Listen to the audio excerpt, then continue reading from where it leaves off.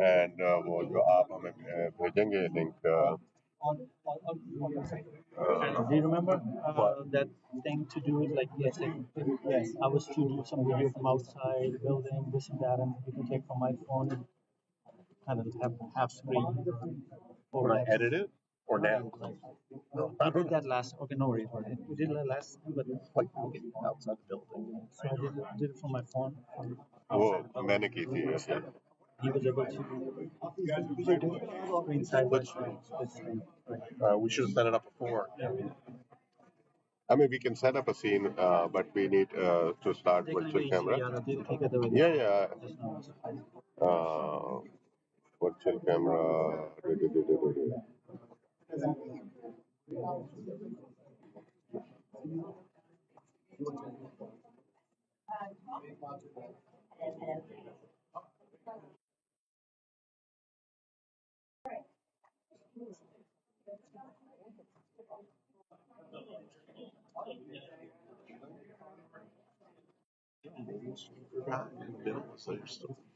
We all go.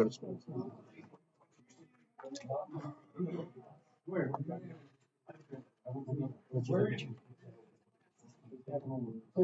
Right here. Step out of the room. Sir,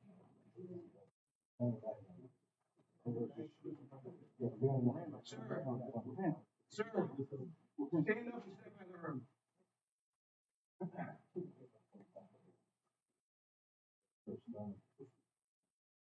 I apologize.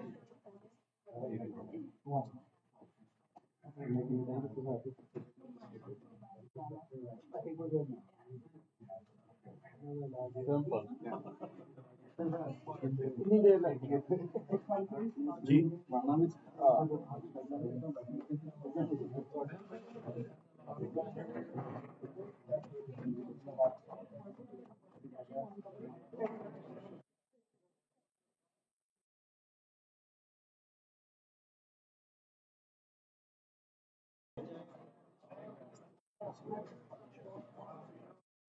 No sound is done right now. No sound.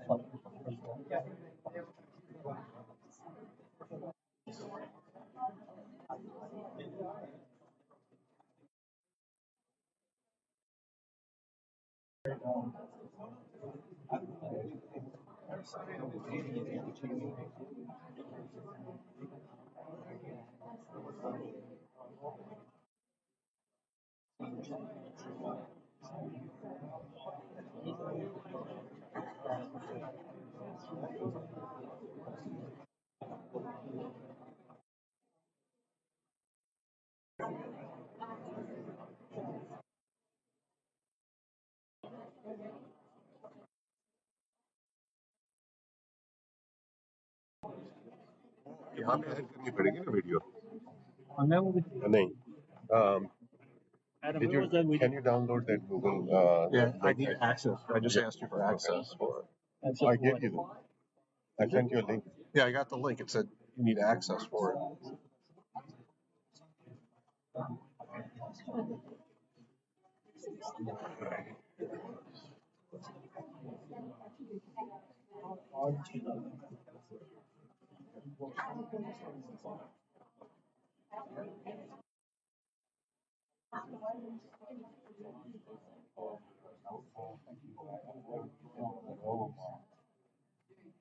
You got the Good afternoon, everyone. We will be beginning momentarily, but I'd just like to recognize Congressman Kluger from Texas, who's joining us and will be saying a few words in support of democracy and human rights. So let's hear the Congressman. Thank you so much for being here. Well, thank you. It's a pleasure to be here, and I want to first just thank the entire room and this panel for standing up to say and do the right things, because I think worldwide this is very hard times to have courage. So it's an honor to be invited here. It's not the first time that I've spoken on things with this subject and in this way. But thank you so much for this opportunity. And let me also say that the relationship that we have with Texas is very good, but we also want to get things right. and advocate. And that is true around the world. You see many countries with strong relationships. The relationship only grows stronger when we abide by the values with regards to human rights, with regards to political stability, and this is very much part of that conversation. So I have some written remarks, and I will say those now. But I know that those gathered here today share my desire to see a Pakistan that upholds our shared democratic principles, free and fair elections, freedom of expression, and the rule of law. And these are not just ideals, but they're fundamental rights that must be protected.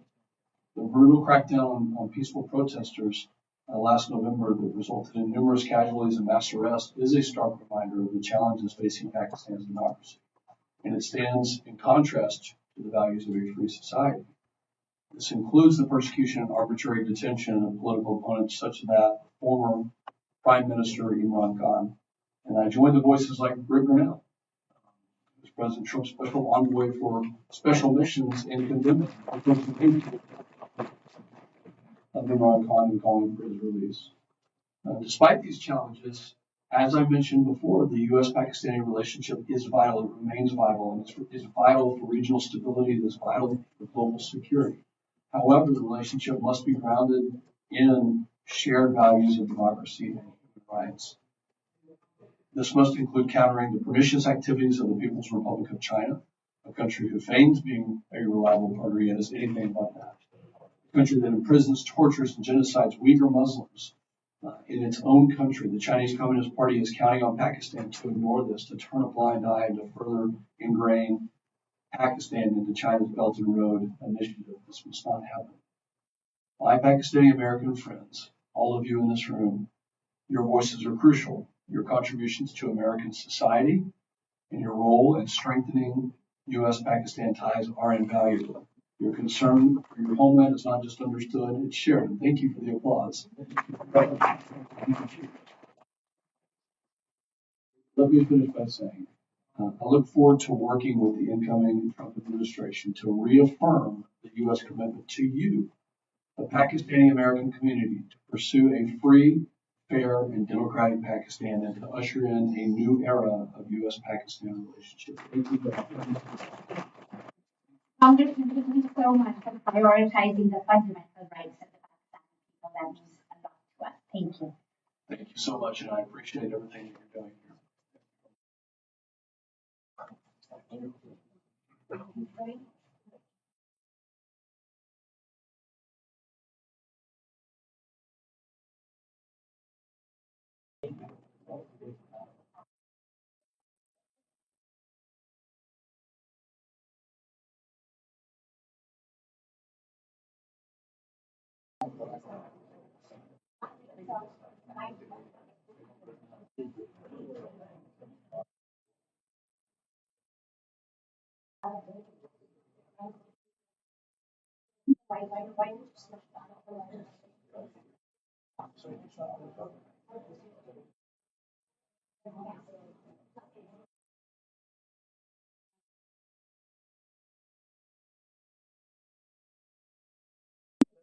Yes.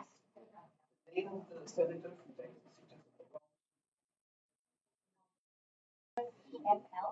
August Kluger. August Kluger. Texas.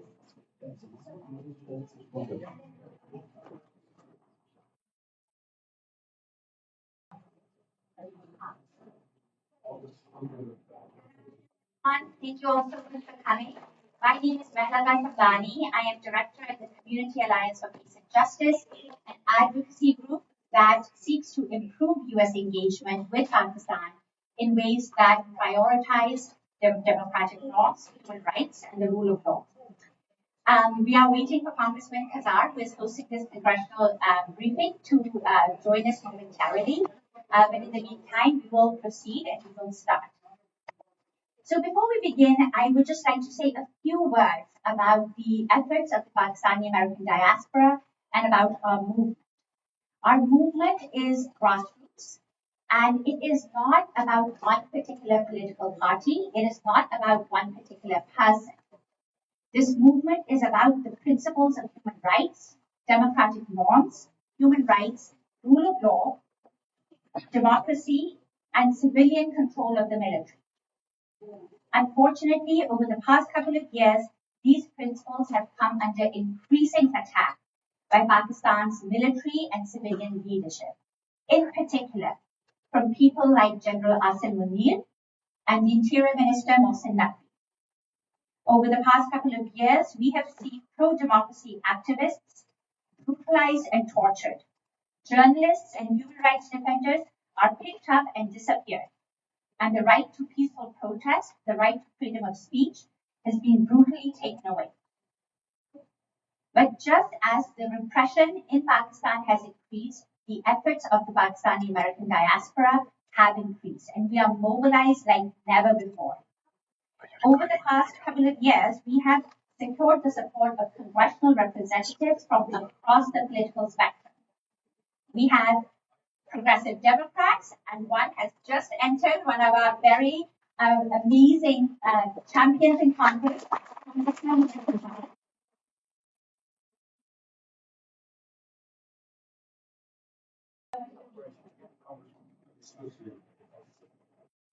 We'll acknowledge Congressman Kazar. You all know him, and I'm going to turn to Dr. Saira Bilal, who will introduce him.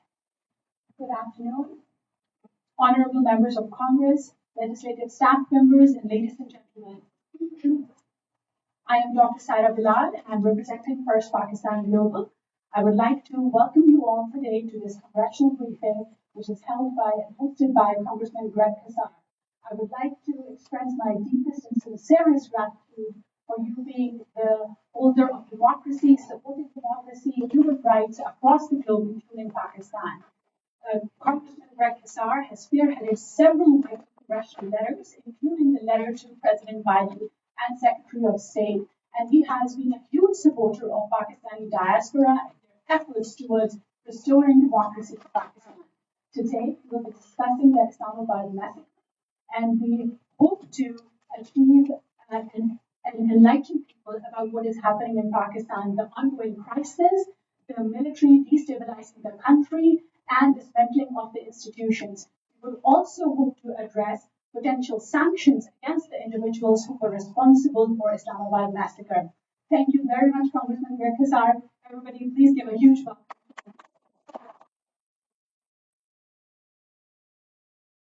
Thank you so much for the kind introduction, and I'm so grateful to those of you who have traveled from far and wide to be able to be here today to talk about the events and the killing on November 26th and 27th, talk about issues of peace and democracy both in Pakistan and across the world. And I think it's so important for the Pakistani American community to be gathered and organizing to promote peace and human rights, as you said, for everyone. I'm Greg Prasad. I'm proud to represent the heart of Texas, stretching from San Antonio to Austin, Texas. And while I really feel when I came into office focusing on issues of domestic policy, it's so clear that the way that the United States treats our partners and neighbors across the world impacts our everyday lives here in the United States. And I came in with on November 26th, Pakistan saw the most brutal crackdown on thousands pro-democracy protesters. And the United States has a history, an unfortunate history, and a short-sighted history of oftentimes looking at its short-sighted military interests, thinking of military alliances first and democracy in places like Latin America second. And what we saw happen in Latin America, and what connected me so much to the issues happening right now in Pakistan, is how the United States, sometimes during the Cold War, because it put its thinking about the U.S. and Russia first, supported dictatorships, supported authoritarianism, and in fact, supported the toppling of democracy in places in Latin America that took generations to recover. It did not serve the United States or people in America's own interest relative to the Cold War. It did not serve the interests of everyday people in Latin America. And in fact, destabilizing those democracies hurt our own democracy, hurt our own ability to work across the world for global prosperity, hurt our own ability to tackle the shared challenge of the climate crisis. It ended up not helping anyone. And similarly, as I've asked questions about what has happened here in Pakistan in recent years, I can see how the status quo of militaries supporting militaries first and not asking about democracy ever ends up actually hurting our own American people. I leave to the people of Pakistan the question of who to elect, how to run your own politics, whether your leaders agree with me or not. I know that Congressman Fluger, we're both from Texas. We have very different ideas, but at the end of the day, the question isn't whether somebody in Pakistan agrees with Mr. Fluger's ideas or agrees with mine. The question is, can the people in Pakistan choose their own path, choose their own future? Can they choose that future and be able to protest and demonstrate and vote for whomever they like without fear of repression, and even more importantly, in my seat as the United States member of Congress, without fear of repression that is supported in part by our own dollars. And so my first action as it related to questions of U.S. and Pakistan relations was in 2023, which when I led on a letter with Congresswoman Ilhan Omar, asking that we do a review of the legality of United States military assistance in Pakistan, because we have a law. I don't believe this law should be applied anymore to our best friends versus our friends versus our allies versus anyone else. There is just simply a law that says that U.S. military assistance does come with a condition, and that condition is support of human rights and democracy, because it is U.S. taxpayer dollars that should be going to supporting peace and security, not to hurting our own values and oppressing anyone of any political party, whether I agree with that political party or not. We then followed up in 2024 with another directive and question to Secretary Blinken. I did that work with Congresswoman Susan Wild, who is just an excellent member of Congress, expressing our concern about all of the reports of rigging in the elections. Again, we want to make sure that our role on the international stage is to make sure that we aren't saying, well, if somebody that the military is aligned with and an election is rigged, we're not going to say anything. If there's somebody that we're not aligned with and there's rigging, we are going to say something. No, the United States wants to have credibility around the world.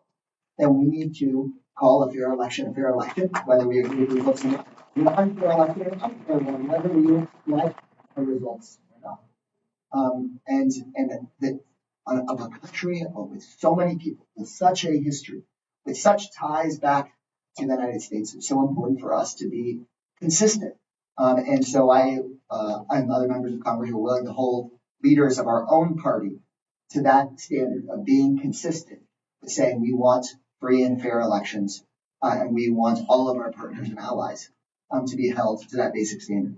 And then here in October of 2024, with Congressman Rick McGovern and Congresswoman Summer Lee, alongside 62 other members of Congress, we asked the Biden administration to center human rights in our U.S. policy towards Pakistan, asking for the release of political prisoners, including Imran Khan.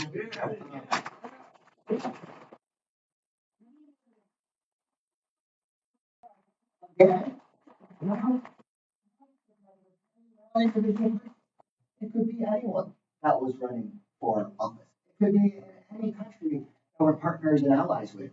This isn't about picking on anyone, picking on any country. It's about just basic fairness. And so, in my view, there is a growing number of members of Congress that are aware of what is going on in Pakistan. I appreciate that there is an increasing bipartisanship on this issue that doesn't have to do with us having an outcome that we want, other than peace and democracy and self-determination. Because if there's peace and democracy and self-determination in the developing world, then that is good for people who badly need it in that country, but also good for our long-term interests. We can't be thinking that people being under the United States thumb is actually good for the United States. It's better for people to be free, and that is ultimately what's better for our constituents as well. So thank you all so much for having us.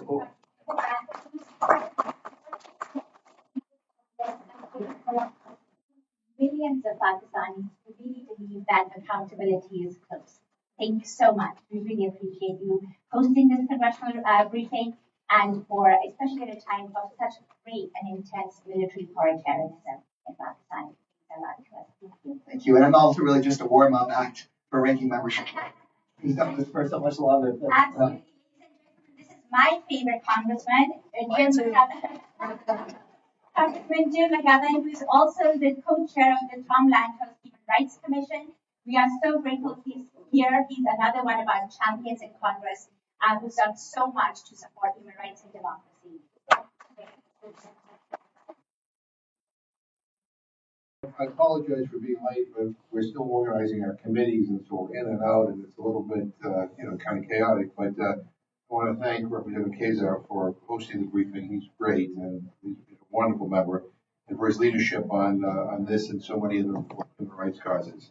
I also want to thank Malaka Samdani, who's, as she mentioned, she's my constituent. I'm a member of Congress. I want to thank her for her human rights advocacy. She's the executive director of the Community Alliance for Peace and Justice, and I'm not exaggerating when I say that I think she's probably one of the most persuasive advocates that I know. Look, as our country fights to defend democratic institutions, I stand in solidarity with the Pakistani people who are engaged in the struggle for their own democracy. And what happened in November was unacceptable. Internet shutdowns, mass arbitrary detentions, and the deployment of the military. That is never an appropriate response to people exercising their right for peaceful assembly. Amnesty International is calling for an urgent, thorough, and transparent investigation into the government's crackdown on opposition protesters, and I support what Amnesty International is advocating.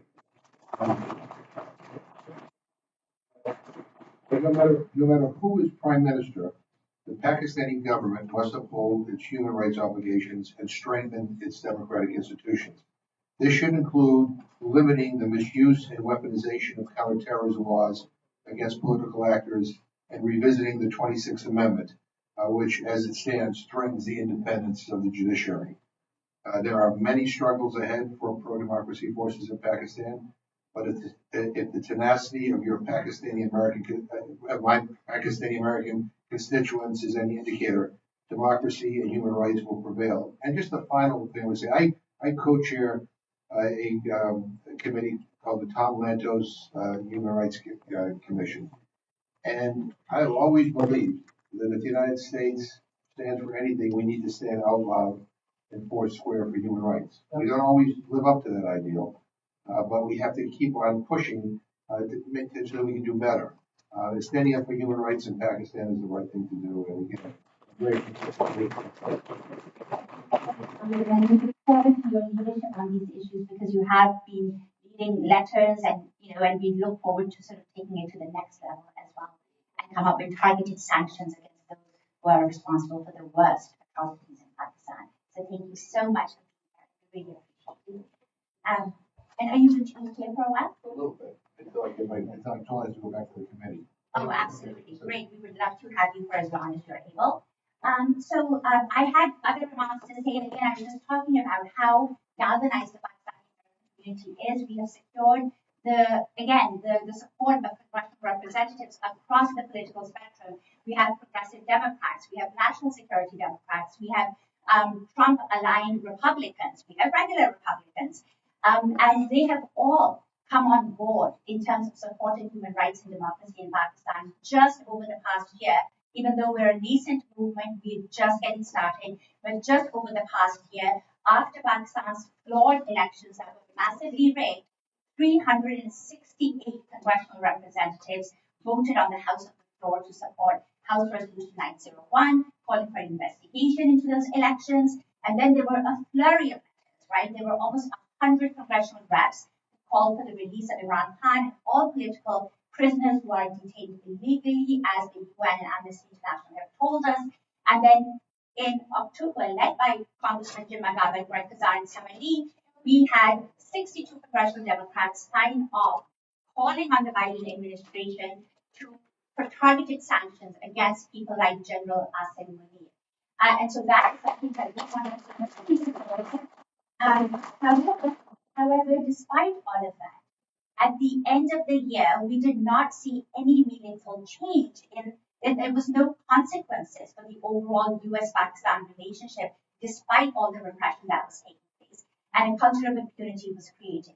And then what did that lead us to? That led us to one of the most horrific events that took place in the heart of Islamabad, the capital city of Pakistan. And that is the focus of our discussion today. We will talk about the horrific events of November 26th, in which the Pakistani security forces used lethal weapons against unarmed protesters, killing at least 15 and injuring hundreds. 2 months later, dozens and dozens of people remain missing and unaccounted for, and they are presumed dead. Our forum today will examine various dimensions of this brutal crackdown and the cover-up that took place in its aftermath from a variety of different perspectives. We will end with specific recommendations that we believe should be pursued in Congress against Pakistan's civilian and military leadership. We have an excellent lineup of speakers who will sort of discuss different dimensions, and I will introduce them as it becomes their turn to speak. First of all, we have, I will invite actually Dr. Buit Pirzada, who is a leading Pakistani journalist and former broadcast TV anchor, as well as the editor of Global Village Space. He will provide us with the overall context in which the Islamabad massacre took place, as well as the failure of Western media outlets to effectively cover it.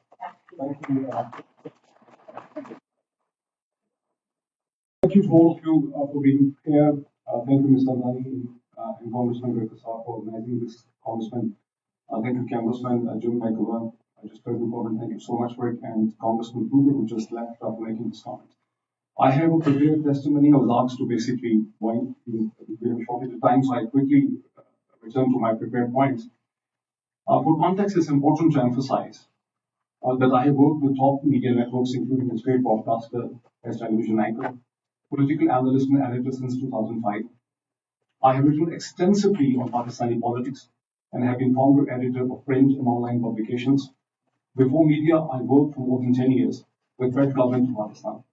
These roles have provided me meaningful access to the top civil military, decision makers, politicians, legislators, and judiciary of Pakistan. Honorable Congressman, while Pakistan has been defined as a state moving from crisis to crisis since its inception, the Islamabad massacre of November 2024, in which hundreds of people were shot, literally at the gates of its Parliament and Supreme Court, and bodies made to disappear, like the Banana Massacre in Colombia of 1928, was unprecedented even in Pakistan's troubled history. This represents a clear and present danger for US interests in South and Central Asia, and the growing instability, Congressman, is increasing immigration pressures towards Europe via Mediterranean. Asylum applications are also piling up in the US Gulf from Pakistan. Honorable Congressman and fellow gentlemen, but we have not reached this dangerous situation overnight.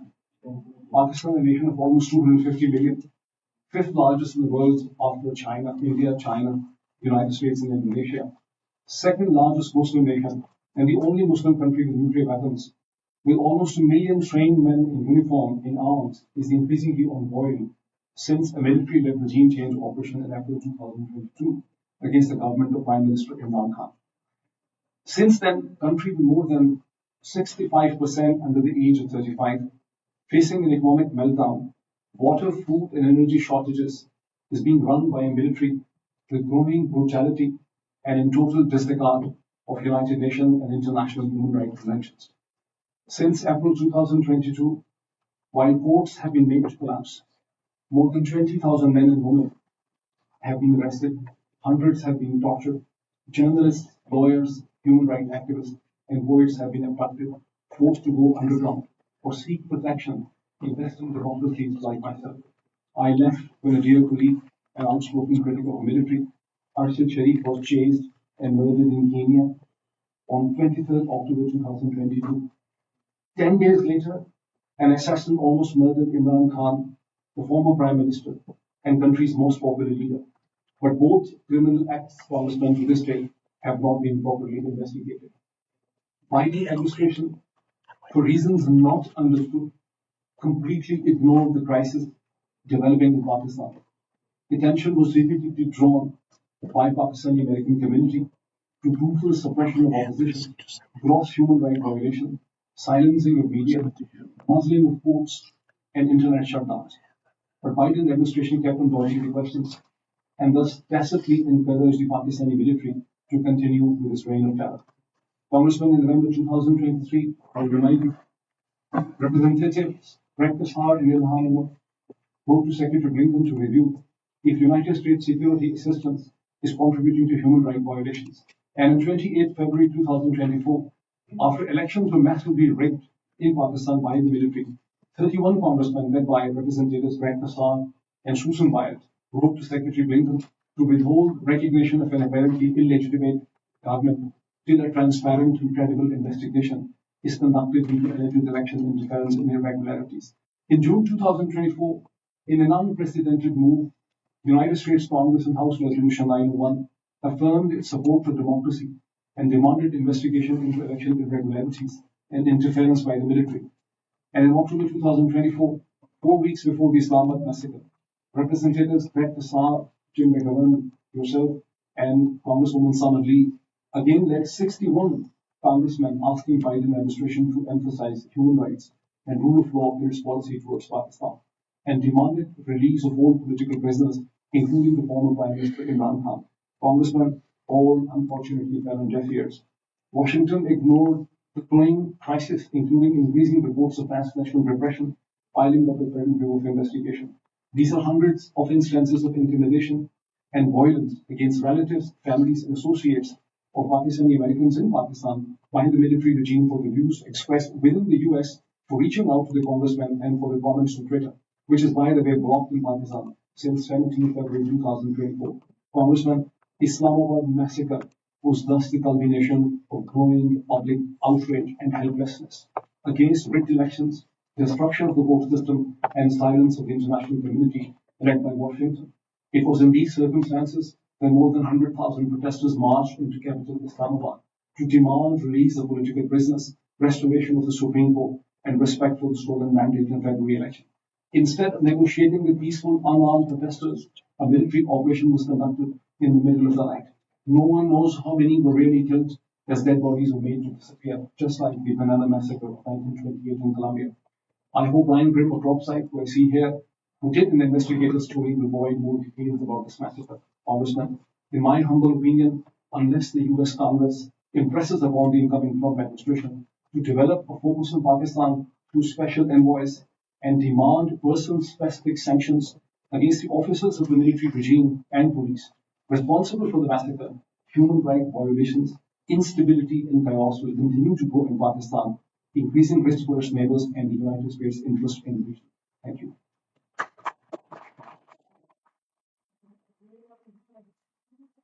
Analysis and for that context. Next, we will turn to Mr. Ryan Grimm, who is a journalist and co-founder of Dropsite News, which incidentally is also banned in Pakistan, and you will very soon find out why. He will share a report on how the military leadership planned the attack on unsuspecting protesters and how they covered it up. Thank you so much, Ryan. Thank you. And I know that in Pakistan, VPNs are very popular, so the ban on Dropsite is only so effective, so it still gets out there. What I'm going to do is read a decent amount of the article into the record here, just so that so it exists here. I don't really think it's my place anyway to tell people in Pakistan, how they ought to run their internal affairs. That's for Pakistanis to determine. What I can do is reveal what information I can with my colleagues in a journalistic capacity, and then I can encourage my government to try to not make things worse. But beyond that, we leave that to people who are in Pakistan or who have a connection to Pakistan. So let me read the story that my colleague Murtaza and I have saying. I'll skip over some of the journalistic filler, but we can get to the important parts. The headline was leaked information reveals Pakistan Army planned brutal crackdown on protests, including live fire and subsequent cover-up. The Pakistan Army planned to carry out a lethal crackdown on supporters of the imprisoned former Prime Minister Imran Khan in November, according to a source inside the Pakistan Army, confirmed by a second source with knowledge of the planning. The revelations of the government's multi-stage plan, which included a communications blackout, snipers, tear gas armed soldiers, strategic blockades in the heart of Islamabad, and the use of live ammunition, shows the level of alarm Pakistan's military government feels about supporters of Khan's PTI. Yet at the same time, the chilling details revealed by the source, we are providing activity due to the likelihood of reprisal. Along with the government's repeated denials of the details of its operation, suggests it remains confident in its ability to crush dissent and break the back of the pro-PTI movement. A second source with knowledge of the planning independently confirmed the outlines of the Army source's information. If I could just pause he will go on further. There's a lot to cover here. That covers it. No, there's a lot to cover, and I'm sure the Congressman has other meetings to attend to. So thank you so much for coming. Congressman Frank Pallone, we really appreciate you being here and to express your views on democracy and human rights in Pakistan. He is our congressman from New Jersey. Well, thank you. And I don't really have a lot to say, but and you probably heard it from some of the others, but let me just comment a little bit. I think some of you may know or may not that I have I don't want to say large, but I'll call it a large Pakistani American community in my district, which is in the central part of New Jersey in Union Brunswick, where Rutgers University is. We have a number of mosques, and I try to frequent them when I can, particularly on the religious holidays. But I just wanted to say, I value democracy in general, and I know that there have been times in the history of Pakistan when we haven't had a complete democracy, but I still think of it as a very vibrant democracy, and that the people deserve to be able to have fair elections and elect leaders who are going to be responsive to them, which I think is only the case when you have a democracy. If you have an authoritarian regime or a military regime, they're never going to be responsive to the average person the way the democratic elected leader is. So when I heard from some of my constituents about the election in February of 2024 and what happened, it was very upsetting to me.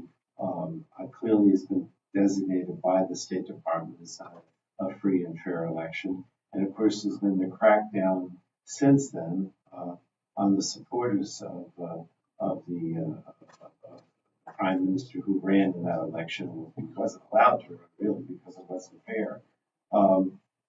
That's just another indication of the military leaders, if you will, taking a hard line and making it more difficult for people to exercise their right to vote or freedom of speech.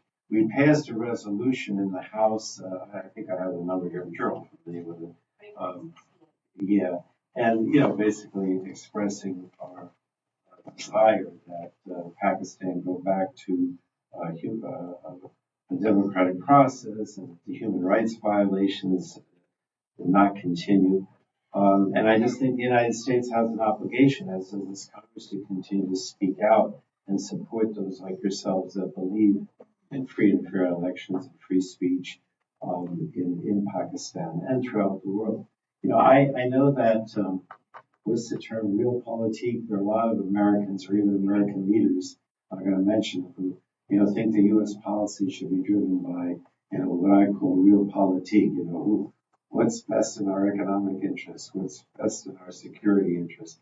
But I've always felt that whether it's our economic interests or our security interests, that democracy is always more likely to lead to a government that's more friendly and more helpful to us, both from a national security point of view and an economic point of view. So I don't separate the two. Democratic rights are crucial, and they go along with economic freedoms and national security concerns at the same time. So I'll just continue to be out there speaking out against what's happening and advocating for a free and fair elections and a democratic Pakistan.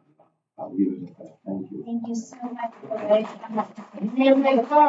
Thank you so much for your coming. So often rights get sacrificed on the altar of strategic interests. So thank you so much for saying that. Strengthening human rights regimes actually end up creating more stability, and then that acts in our national security interest as well. So thank you very much for your words. We would love for you to say thank you. And Ryan, I'm so sorry. We'd like to resume. I'll read a little bit. Yes. Okay. I was reading from our article that was published, I don't remember when, about the November massacre, in which do we know yet how many? Finally confirmed that? Yeah. What the PTA has confirmed is about 13 or 14, but there are hundreds of people are missing. Right, and who may be detained, and maybe we'll hear from them a year from now when they're released, or maybe they're dead. Presumed dead. Presumed, you see, there are eyewitnesses that also tell that how the dead bodies were taken away. And the dead bodies that have been recovered are the dead bodies of the people who were shot between 4 p.m. and 9 and 10 p.m. by the snipers. The actual military operation took place after 11 p.m. So you haven't found any dead body from the actual military operation. That's what I call is another massacre.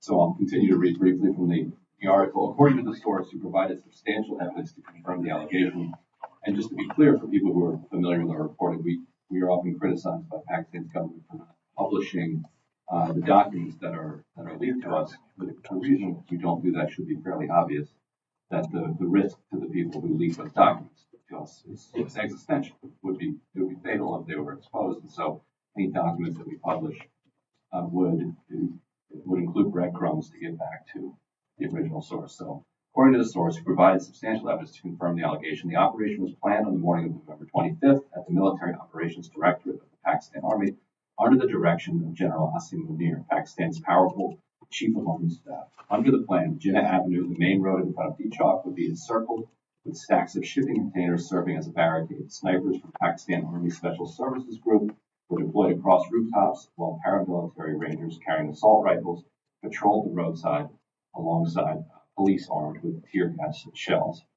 To execute the plan, the military employed a multi-pronged approach. The first phase was to sow chaos and fear. Lights along Jinnah Avenue were extinguished in the video of that happening, plunging the area into darkness. At the same time, signals intelligence teams from Pakistan's inter-services intelligence agencies jammed communications networks, which people also reported independently, effectively cutting off the protesters' ability to communicate with each other in the outside world. The blackout was designed to disorient and demoralize the protesters. As confusion gripped the crowd, the second phase of the operation swung into action. The army gave the order to fire tear gas from multiple directions, and the choking fumes sent panicked protesters fleeing.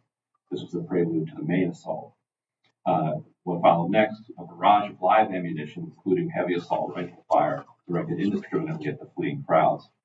Snipers positioned strategically on rooftops took aim at those deemed hostile or threatening.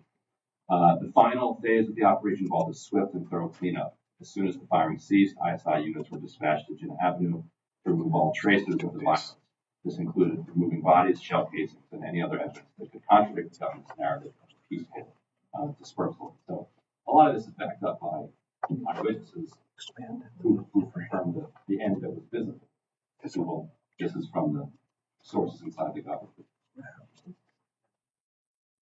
Thank you so much, Brian. Brian, thank you so much for that report. Very comprehensive. We really rely on Dr. President for investigative journalism. And I would like to now recognize Congresswoman Rashida Tlaib, who is a hero to many of us and has been at the forefront of speaking out for human rights and democracy and self-determination around the world. And we are so grateful that you are here, Congresswoman. Thank you so much. Hello to all of you. Thank you so much. I'm so sorry I couldn't be here on the panel, but as I was walking, I was talking to Team and I about how Ryan changed his profile picture to the propaganda. Thank you for officially made it. But we all know whether it's the United States or Pakistan, the right to protest is a fundamental right. You all know that. And of course, the right to vote is sacred. And I know all of you understand that importance and understand that it's truly part of who we are as people, to be able to have self-determination, to be able to have that kind of voice. But I agree with the Pakistani people because I've seen, when it personally seen some of the targeting me as an American of different faith, different ethnic background, about suppression of my voice, my First Amendment right, my ability to be able to boycott, all of those things, and how that's interconnected also with a similar kind of attack and suppression that we see of the Pakistani people. And we know how, and how did, the Pakistani regime respond to its own citizens. We all know by shooting them with live ammunition. by tear gassing them, beating them, arresting them, and lying about it. Again, I've also seen that right here in our backyard with protesters and the current president sending out, National Guard and military folks to go out there against suppress that kind of movement to be able to have a voice and speak up. But we know these anti-democratic measures very much are dangerous. We know that it will lead to, the imprisonment of political opponents, as we saw and so many others. I've heard of journalists, people that even work at NGOs have been targeted simply for trying to protect the Pakistani people and people that are speaking out. But I want to be very clear because I am a person that grew up in the most beautiful, blackest city in the country, where they taught me to speak truth to power, even if even if it's unpopular, even if my voice shakes. I just want you to know I'm very much disappointed in my own country for continuing to be an ally to this kind of undemocratic process and just their dangerous, again, attacks on folks being able to speak up. We already dollars in weapons and military aid over the years with little regard to basic human rights. And I always tell people it's not always just Palestine that is impacted by unconditional aid or just not using the leverage that we have as a country. We see it all over the world where my own country continues to fuel that kind of human rights abuses. But we stand here together saying free Imran Khan. We stand here together and saying,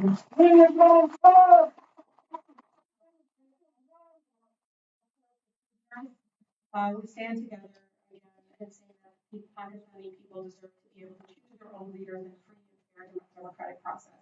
And again, I'll continue to be an ally to speak out.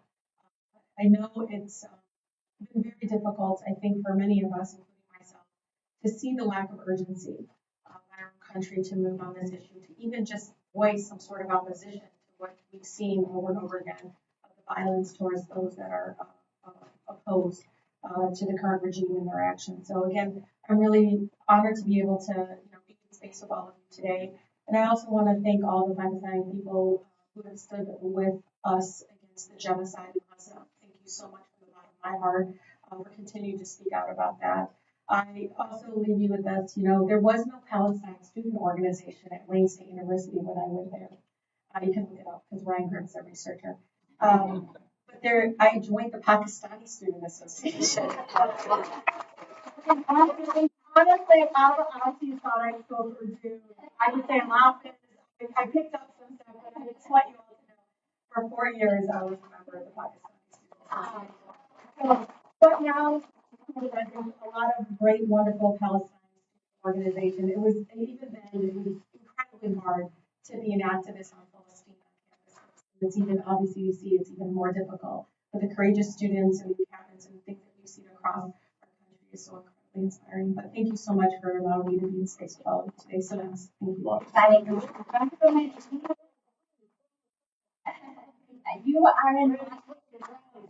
You are an honorary Pakistani, and for and a profiling courage for all of us, and for everything that you are going through and what Palestinians are going through, and for you to sit here in solidarity with all of us means so much, and we are so incredibly grateful for your allyship. Thank you. And we hope that you will be able to stay for a little bit. Yes, for only as long as you can. I'll look at my stuff. I'm pretty sure. Okay. Thank you. Thank you so much. And so next, thank you, Ryan, for your remarks. And next, we will now turn to Mr. Wajahat Said Khan, a Senior Fellow at the Atlantic Council and Emmy-nominated former NBC Bureau Chief in Afghanistan and Pakistan.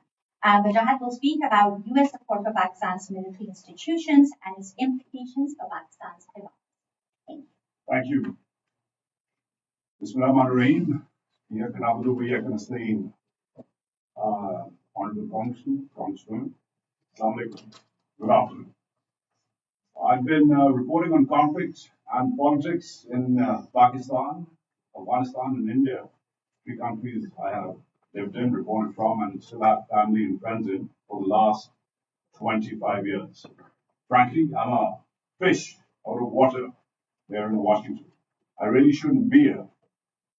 I should be back home in Pakistan. And yet, I can't be back home because home no longer feels like home.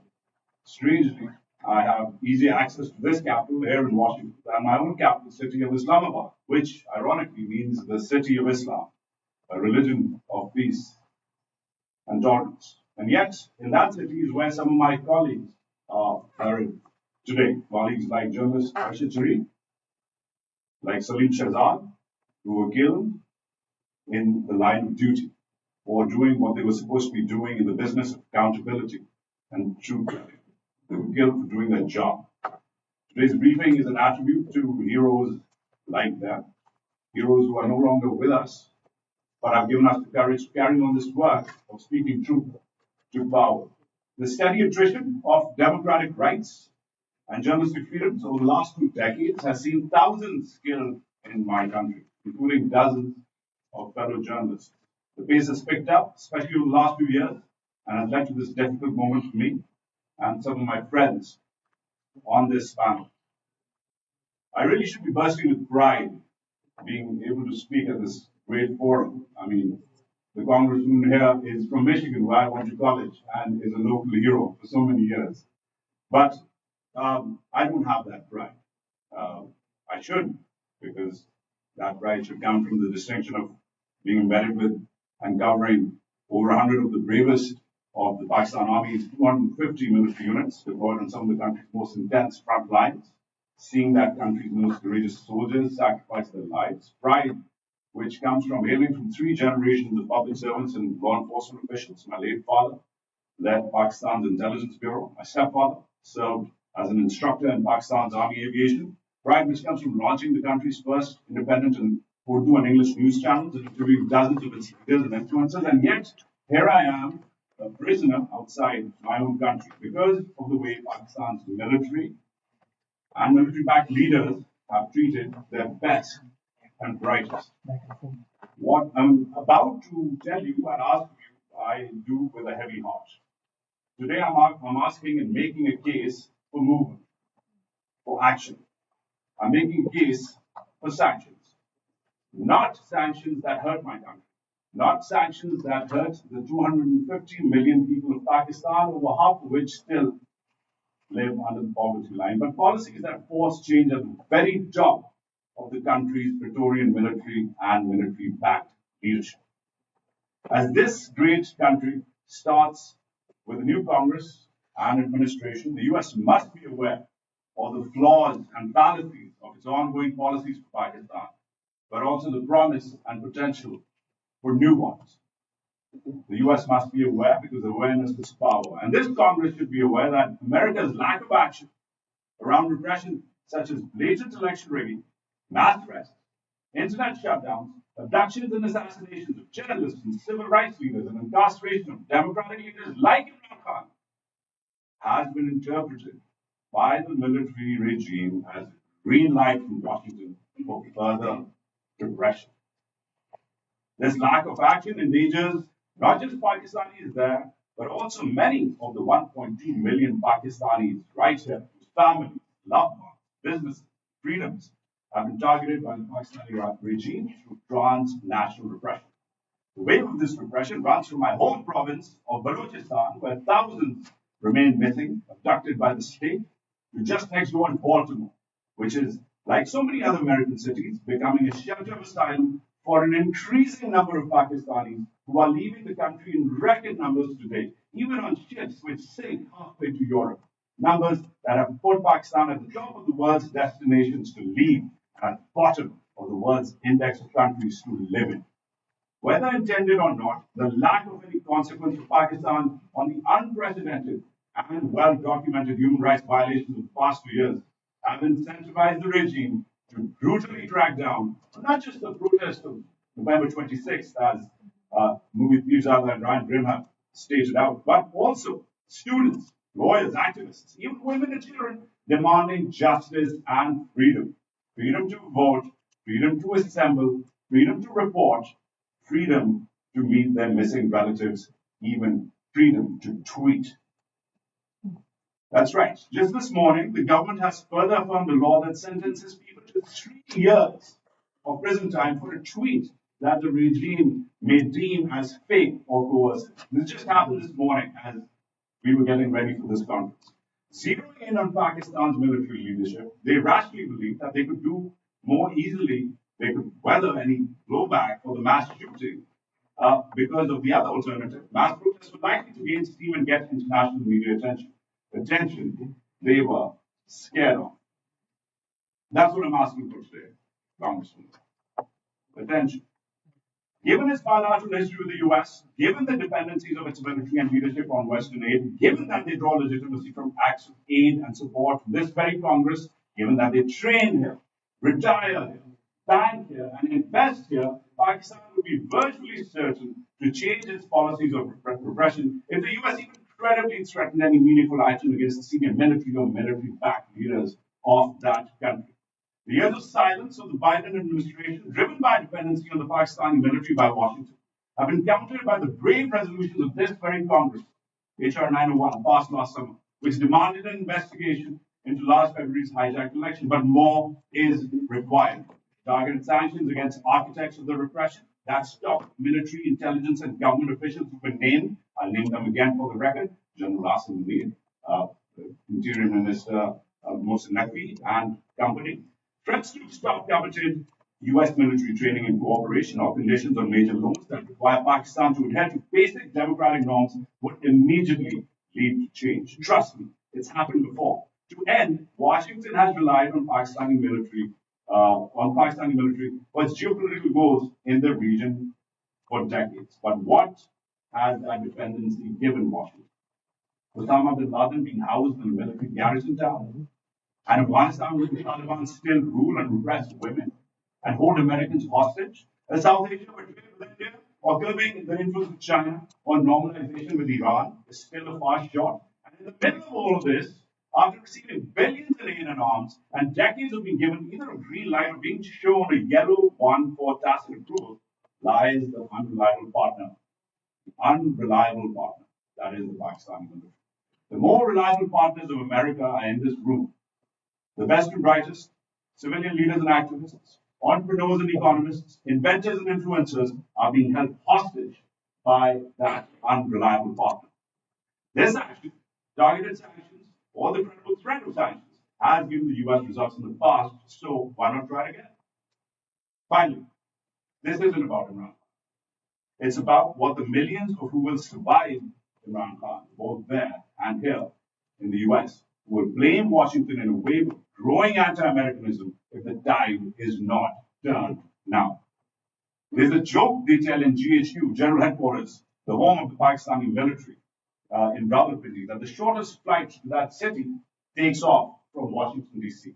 This city has power, and it's time for the most powerful in the city, you, the U.S. Congress, to hop on that flight. Thank you. Thank you so much for that. That's a very compelling your own personal story and also those compelling arguments about why the U.S. needs to reevaluate its relationship with the Pakistani military. And with that, I'm now going to turn to Mr. Benjamin Linden, who is the Advocacy Director of Europe and Central Asia at Amnesty International. He will share the various statements issued by Amnesty during the massacre, as well as about the broader human rights concerns surrounding political repression and democracy.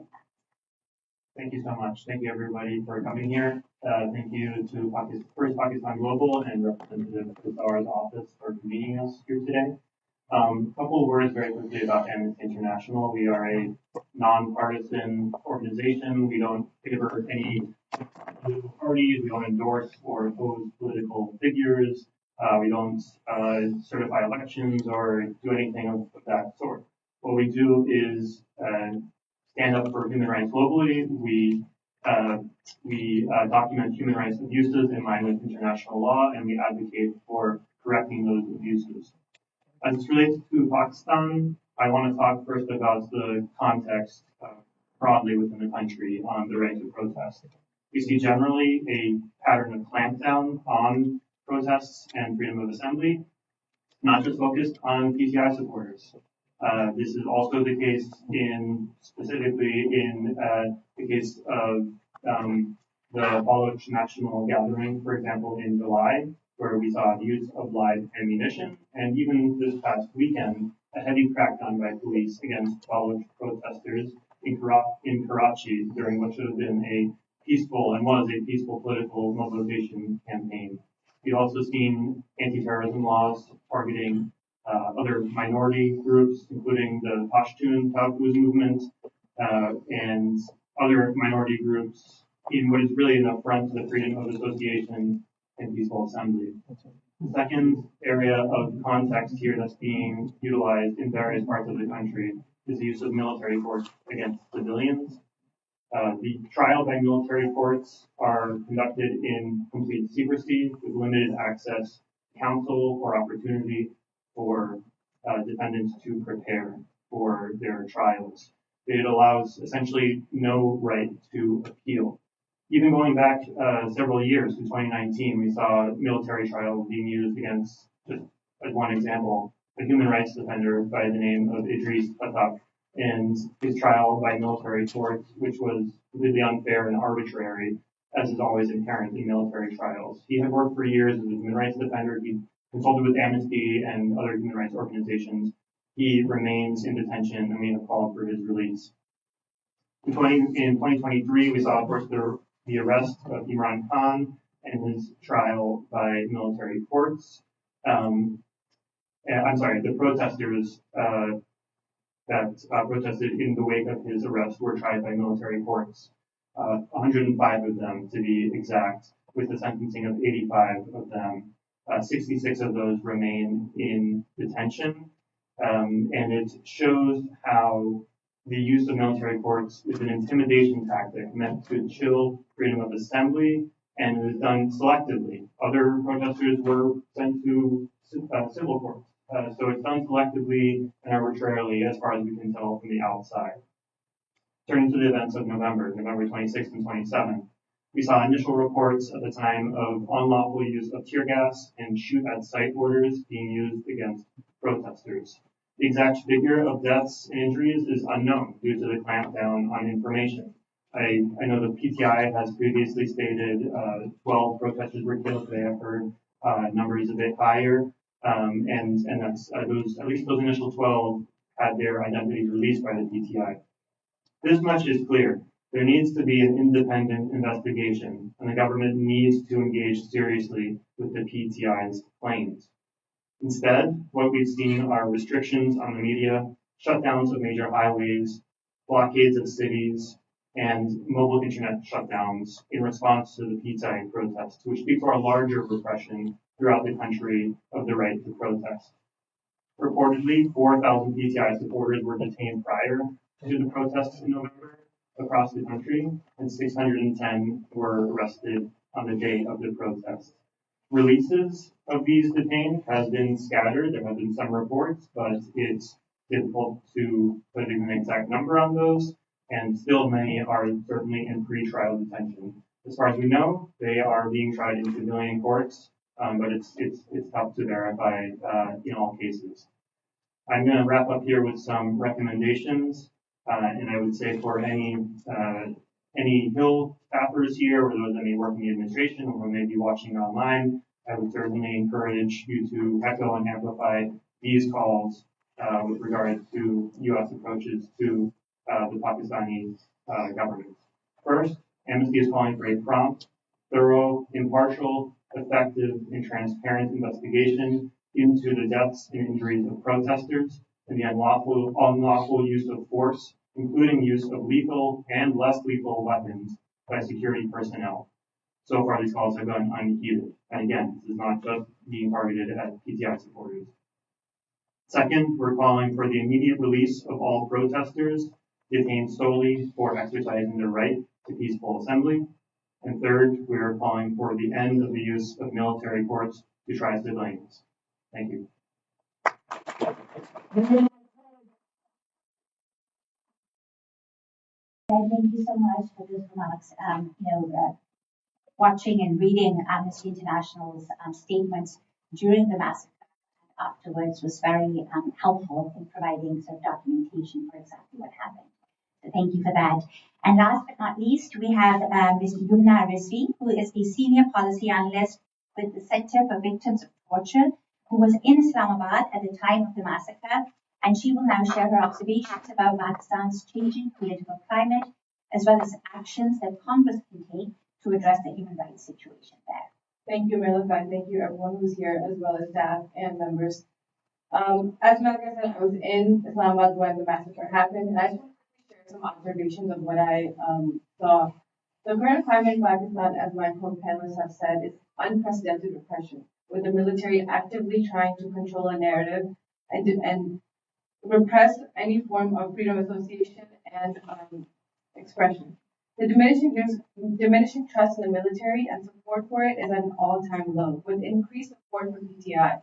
Despite the repression, some people are showing incredible courage by openly supporting PTI, often at great personal risk. And I'll share two quick examples of what I've observed.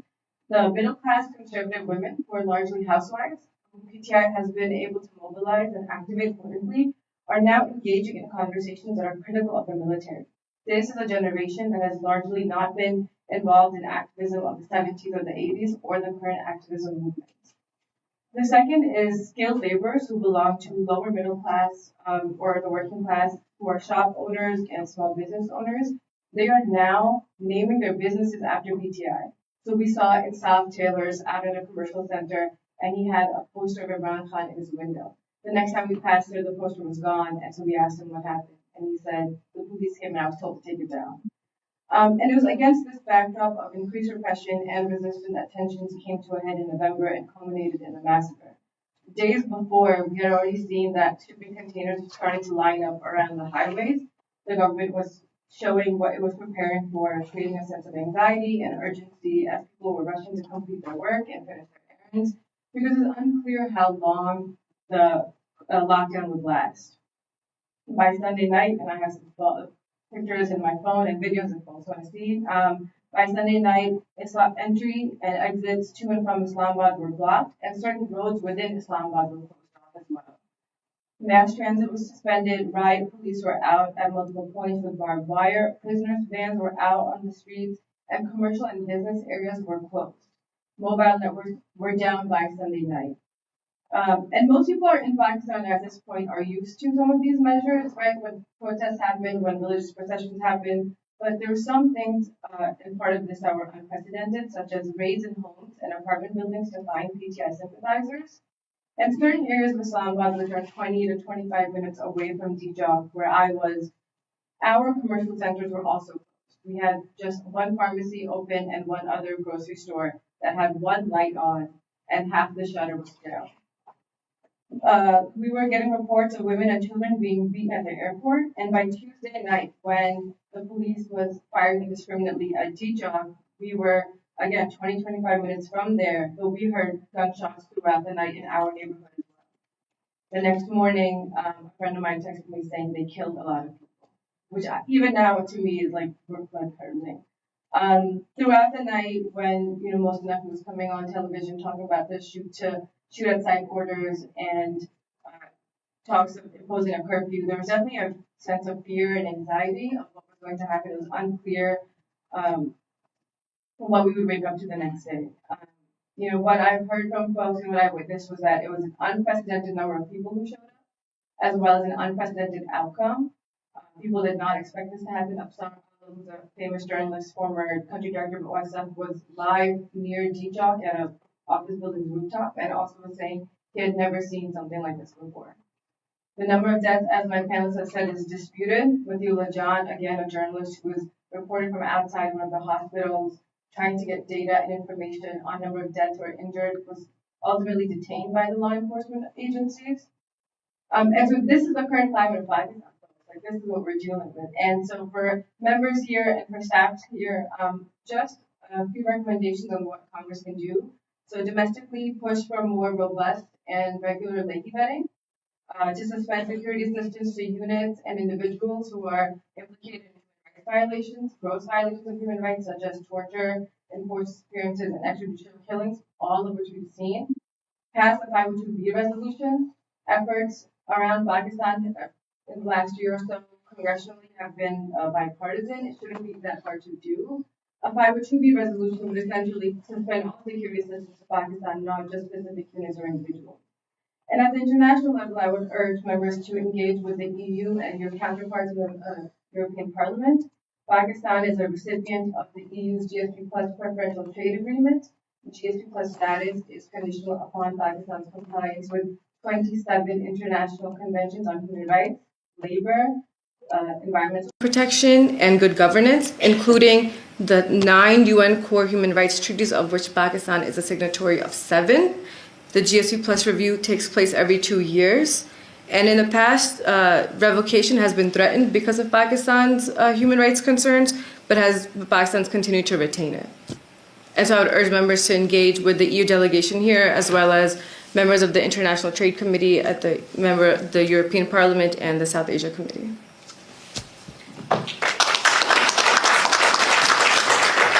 Thank you so much, Yumna. Thank you for sharing your personal experience of how it was in Islamabad that very, very fateful day. I'd like to thank all of our panelists for their very incisive analysis and their expertise. Thank you all so much for giving of your time. Congresswoman, thank you so much for staying for the course of this panel. We really appreciate your help, and we really hope that you will remain at the forefront of sort of galvanizing your colleagues in Congress to in support of human rights and democracy in Pakistan. We're coming to the end of this forum, everyone. But again, as we had mentioned, the Pakistani diaspora is literally just getting started. You have seen how much we have accomplished over the past year, and today you heard in gruesome detail about the cruelty that was unleashed on unarmed and peaceful protesters and the callousness with which it was covered up. And you have seen the context within which this massacre was allowed to happen.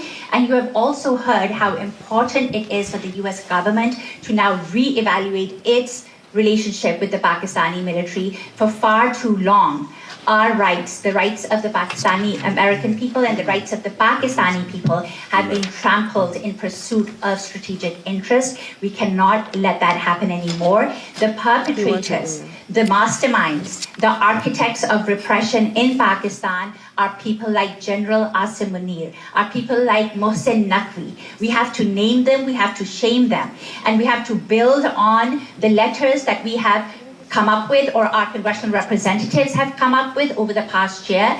And now at this very moment, the Pakistani diaspora is working with congressional representatives to draft legislation that would mandate sanctions, targeted sanctions against individuals like General Asim Munir, like Mohsen Naqvi, who happens to be visiting at this point. We don't want these people getting visas to come to the US. We don't want these people being able to store their stolen wealth here in foreign bank accounts. And that is what we're working for, binding legislation that will prevent that from happening. For far too long, they have operated with impunity, and we will not let that happen. For all the congressional staffers here, I'd ask you to please join the growing list of congressional representatives who've been supporting human rights and democracy in Pakistan and who've been calling for accountability. For all the Pakistani Americans who are here, gathered here today, and who listen to all this incredible testimony, please join our efforts.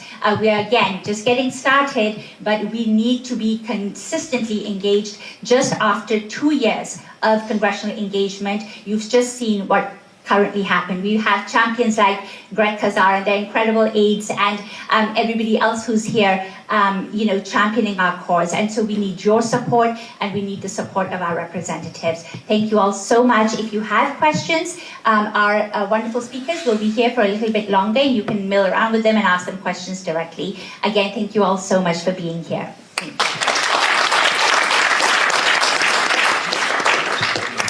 I'm kind of sad she didn't do my intro. I work in Pakistan, but that's okay. I wasn't just there just to be there, but